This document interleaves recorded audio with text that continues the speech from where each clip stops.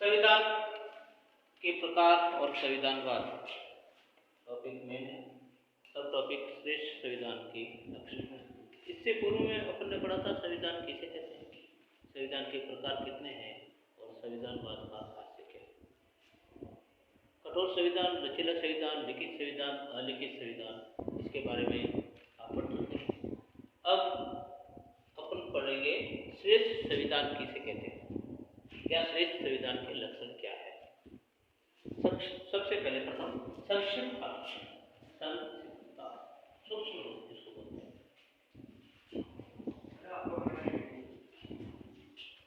संक्षिप्तता पहला संविधान का, श्रेष्ठ संविधान का मुख्य लक्षण संक्षिप्त, यानी उसका रूप जो है सूक्ष्म होना चाहिए और सूक्ष्म रूप में वो सभी बातें आनी चाहिए जिसमें जनता का कल्याण हो और स्पष्ट। दूसरा व्यापकता,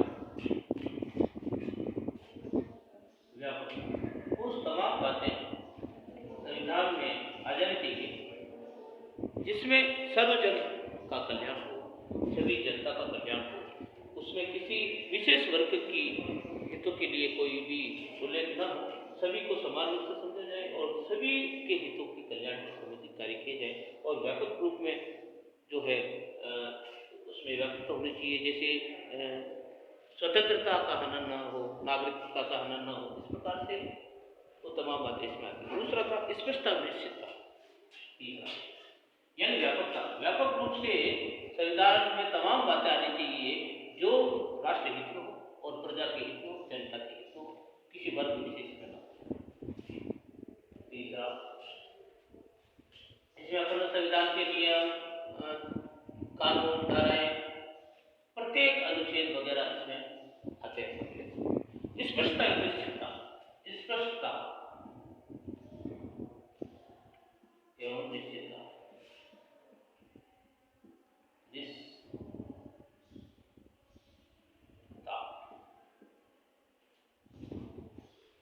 तो स्पष्टता एवं निश्चितता, यानी संविधान स्पष्ट रूप से होना चाहिए जिसमें तीनों अंगों के पारस्परिक संबंध निश्चित किए जाते हैं। तीन अंग, व्यवस्थापिका, कार्यपालिका, न्यायपालिका, और इन तीनों अंगों के बारे में, पारस्परिक संबंधों के बारे में स्पष्टता और निश्चितता व्यक्ति एवं सरकार और सरकार के बीच अंगों के पारस्परिक संबंधों में निश्चितता होनी चाहिए और इन तीनों वर्गों के बारे में स्पष्टता होनी चाहिए और तीनों अंगों के साथ साथ में जनता की आपस में पारस्परिक संबंध होने चाहिए।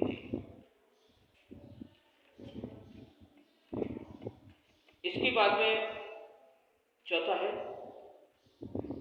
अगर इनमें स्पष्टता तीनों अंगों में नहीं रहेगी, कार्यपालिका, व्यवस्थापिका, न्यायपालिका में, तो एक प्रकार से जो है विवाद उत्पन्न हो। तो इन तीनों अंगों में स्पष्टता होनी जरूरी है और व्यक्ति एवं सरकार के बीच में आपस में पारस्परिक संबंध विविध अंगों में होने चाहिए। स्पष्ट मौलिक अधिकार, मौलिक अधिकार,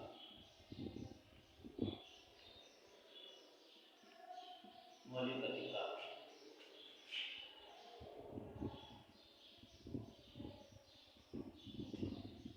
मौलिक अधिकार,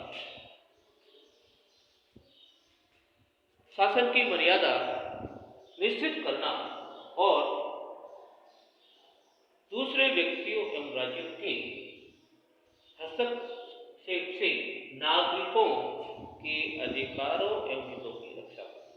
दूसरे राज्य के हस्तक्षेप से अपने राज्य के नागरिकों के मौलिक अधिकारों की रक्षा करना और उनके हितों की रक्षा करना। मौलिक अधिकारों से ही नागरिकों की स्वतंत्रता एवं हित अधिक सुरक्षित रहते हैं।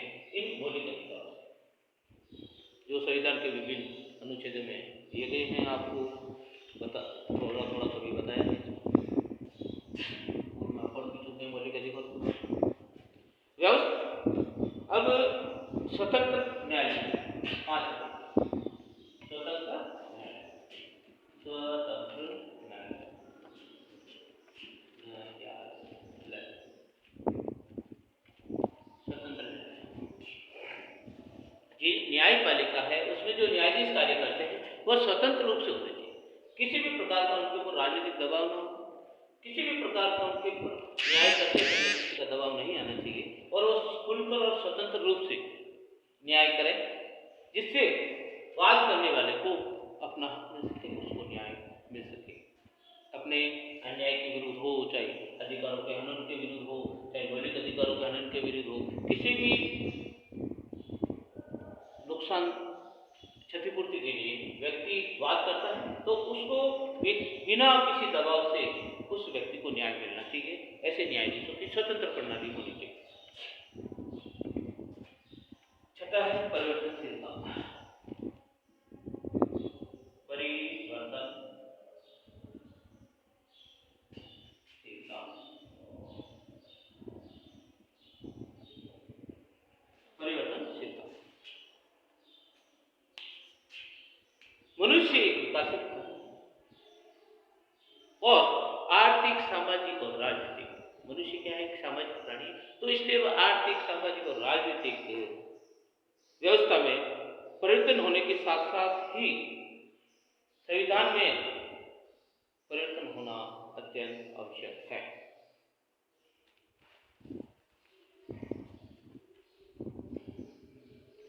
ये बातें संविधान के लक्षण पुनः वापस पढ़ते हैं। संक्षिप्तता, यानी संविधान में वैट की बातें न हो, उसका उल्लेख बड़ा चढ़ा करके न किया जाए। वास्तविकता जो हो, वास्तविकता जो कल्याण के लिए जो रूप होना चाहिए संविधान का, जनता के कल्याण के लिए, वह होना चाहिए सूक्ष्म रूप से। व्यापकता, और व्यापकता का मतलब इतना भी उसको सूक्ष्म न कर दे कि कुछ जो है संविधान में मुख्य बातें छोड़ दें, तो सभी बातों को समान रूप से स्थान देना, चाहे वह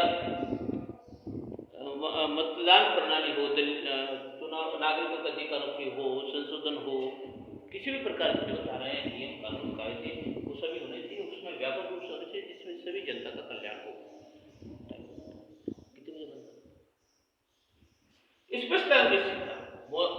स्पष्ट रूप से संविधान का उल्लेख होना चाहिए और उसमें निश्चितता भी होनी चाहिए। स्पष्टता और निश्चितता अति आवश्यक है, क्योंकि स्पष्टता का अर्थ यह है कि तीनों अंगों को और जनता एवं सरकार के बीच पारस्परिक संबंध होने चाहिए। व्यवस्थापिका, कार्यपालिका और न्यायपालिका और जनता एवं सरकार के विभिन्न अंगों में पारस्परिक संबंध होने चाहिए। इसके बारे में स्पष्ट और निश्चितता होनी जरूरी है। संविधान में मौलिक अधिकार, तो जनता को सभी मौलिक अधिकार दिए जाने चाहिए जो कल्याण के लिए कार्य करें, उनके हितों की रक्षा करें, उनकी स्वतंत्रता करें। नागरिकों का अधिकार है, स्वतंत्रता का अधिकार है, शिक्षा का अधिकार है, शोषण के विरुद्ध अधिकार है। इस प्रकार से जो सारे अधिकार दिए गए हैं उनका उल्लंघन, उसका निश्चित होना जरूरी है संविधान के अंदर। स्वतंत्रता, स्वतंत्र न्यायालय, अगर नागरिकों के अधिकारों का हनन होता है, उनकी स्वतंत्रता का हनन होता है, उनके मौलिक अधिकारों का हनन होता है, तो ऐसे में संविधान के अंदर ये व्यवस्था की जाए कि वह व्यक्ति अपना वाद न्यायालय में प्रस्तुत करे और न्यायालय उसका सही सत्य न्याय करे। इसके लिए न्याय करते वक्त किसी भी प्रकार का दबाव न्यायाधीशों के ऊपर नहीं होना चाहिए, राजनीतिक या और किसी भी प्रकार का, जिससे क्या है कि वो दबाव में आकर के अगर गलत फैसला लेते हैं तो उस वादी को अपने वाद का सही जो है न्याय नहीं मिलता। तो इसलिए इनको स्वतंत्र रखने की जरूरत है। न्याय स्वतंत्र, पूर्ण रूप से स्वतंत्र होने चाहिए। परिवर्तनशीलता, मनुष्य सामाजिक प्राणी है और आर्थिक, सामाजिक और राजनीतिक क्षेत्र में समय समय पर परिवर्तनशील है, इसलिए समय समय पर परिवर्तन करना पड़ता है और यह एक प्रक्रिया समय और परिस्थिति के अनुसार संविधान में परिवर्तित हो जानी चाहिए, क्योंकि मनुष्य सामाजिक, आर्थिक और राजनीतिक प्राणी है। संविधान की प्रक्रिया जो है एक क्रियाशील प्रक्रिया होती है और परिवर्तनशील होती है। ये इसके मुख्य लक्षण है। वापस पुनः संक्षिप्त व्यापकता, दूसरा स्पष्टता, निश्चितता, मौलिक अधिकार, स्वतंत्र न्यायालय और परिवर्तनशीलता। आगे पढ़ेंगे अपन संविधानवाद, संविधानवादी शासन। संविधानवादी शासन किसे कहते हैं, ये क्लियर हो गया आपको? श्रेष्ठ संविधान के लक्षण: संक्षिप्तता, व्यापकता, स्पष्टता, निश्चितता, मौलिक अधिकार, स्वतंत्र न्यायालय और परिवर्तनशीलता।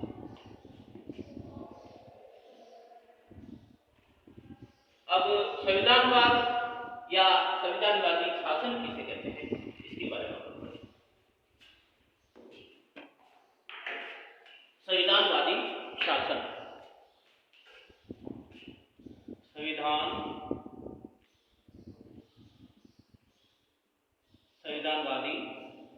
संविधानवादी शासन,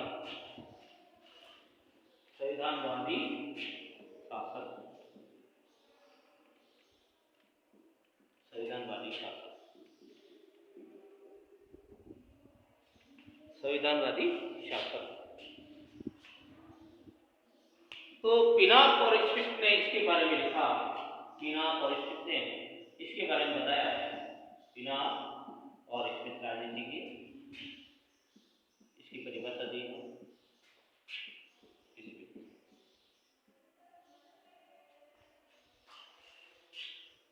संविधान केवल संविधान केवल संविधान संविधान केवल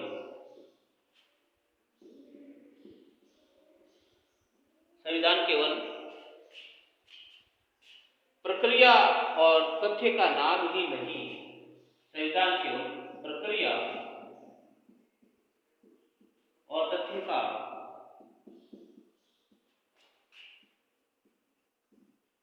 नाम ही नहीं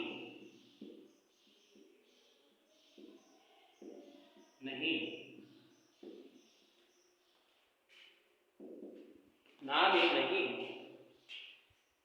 परंतु यह राजनीतिक शक्ति के संगठनों का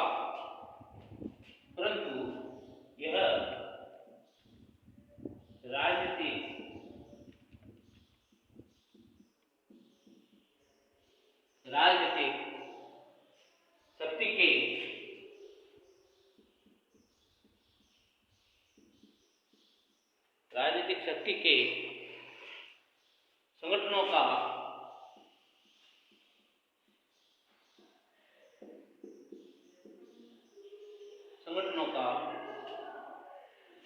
प्रभावशाली नियंत्रण भी है। प्रभावशाली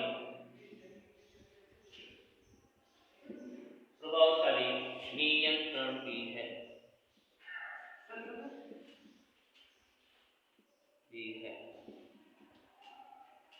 नियंत्रण भी है एवं प्रतिनिधित्व की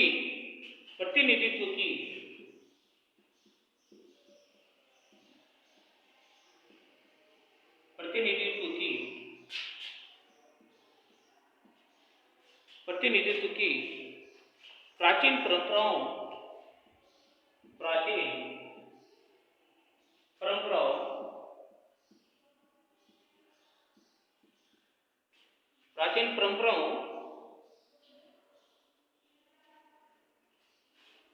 और भविष्य की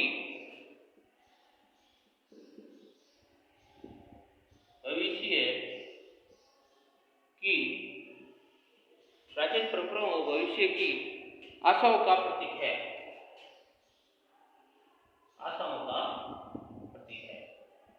ये पिनाक और स्मिथ ने परिभाषा की। आशाओं का प्रतीक है।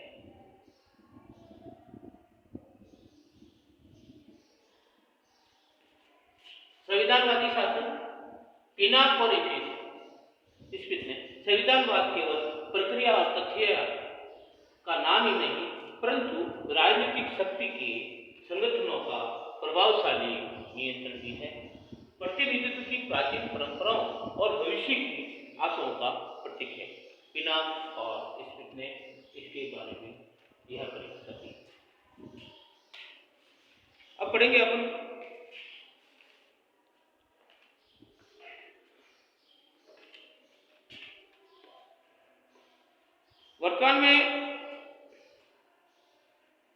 वर्तमान में अधिक मान्य व्यवस्था है। क्या? संविधानवादी शासन वर्तमान में यह व्यवस्था अधिक मान्य है। और संविधानवाद विधि का शासन और संविधानवाद, विधि का शासन और संविधानवाद, विधि यानी कानून, विधि का शासन और संविधानवाद उदारवादी लोक कल्याण लोकतंत्र के, उदारवादी लोकतंत्र के साथ घनिष्ठ संबंध रखता है। ये सामान्य भाषा में इनकी परिभाषा आई कि संविधानवाद वर्तमान समय में संविधानवादी शासन की ऐसी आवश्यकता है और विधि का शासन और संविधानवाद उदारवादी लोकतंत्र के साथ घनिष्ठ संबंध रखते हैं। यह सामान्य भाषा। आगे इसमें दो बातें बताई गई हैं।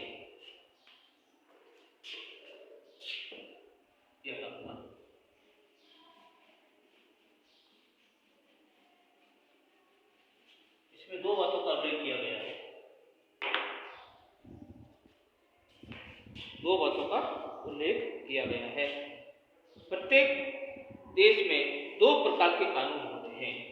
एक तो साधारण कानून, दूसरा एक साधारण कानून होता है और दूसरा संवैधानिक कानून। प्रत्येक देश में दो प्रकार की कानून व्यवस्था होती है। दो प्रकार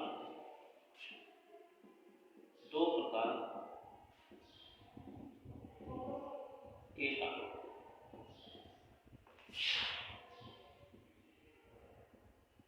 नंबर एक, साधारण कानून। दूसरा संवैधानिक कानून।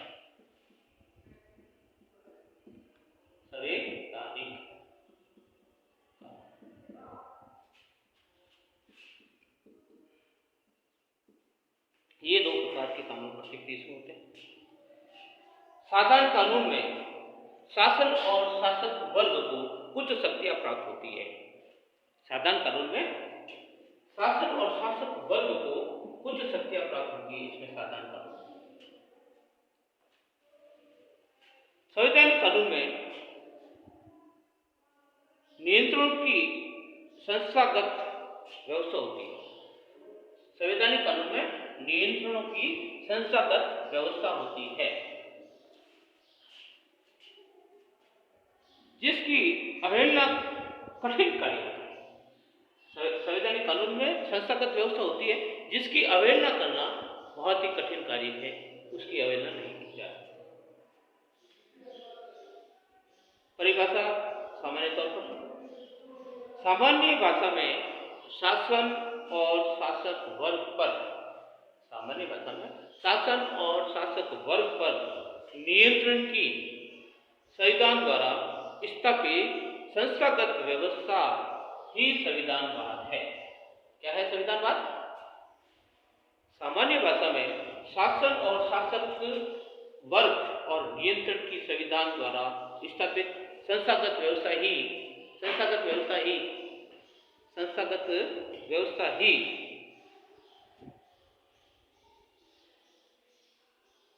संविधानवाद है।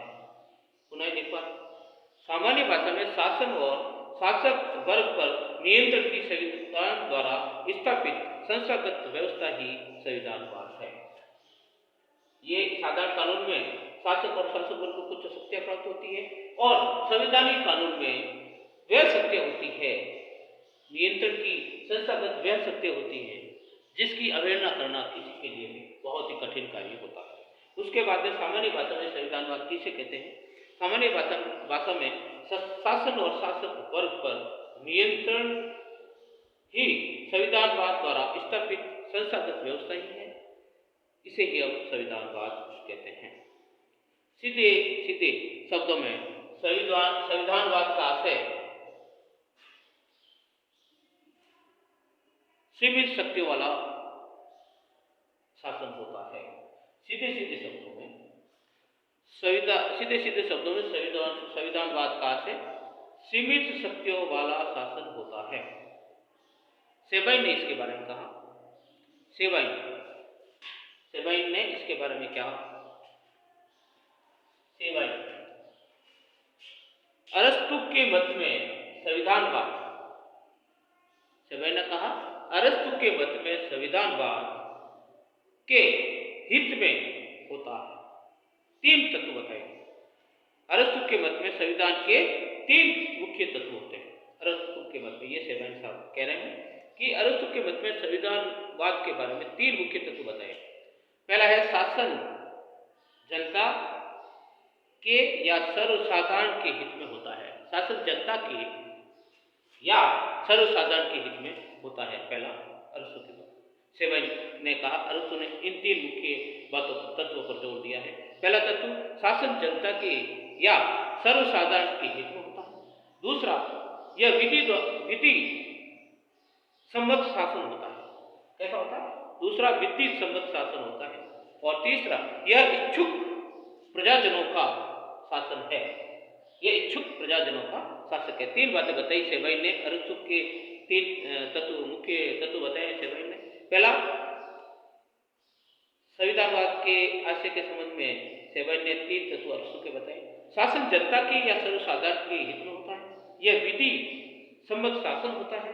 यह इच्छुक प्रजाजनों का शासन होता है। तो इसके बारे में J.S. राउसेक ने कहा, एक धारणा के रूप में संविधानवाद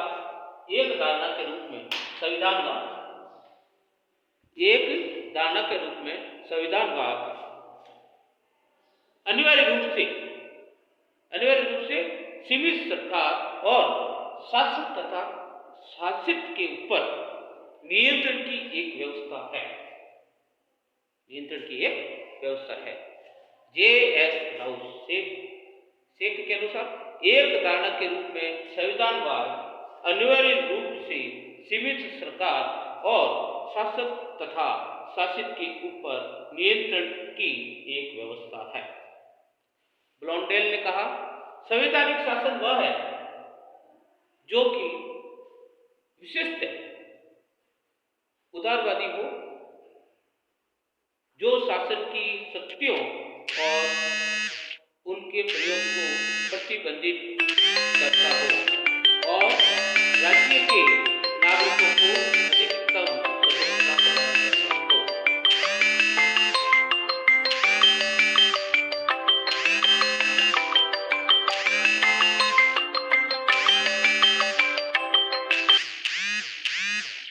प्रदान करता हो। ब्लॉन्डेल के अनुसार संवैधानिक शासन वह है जो कि विशेषता उदारवादी हो और जो शासन की शक्तियां और उनके प्रयोग को प्रतिबंधित करता हो और राज्य के नागरिकों को अधिकतम स्वतंत्रता प्रदान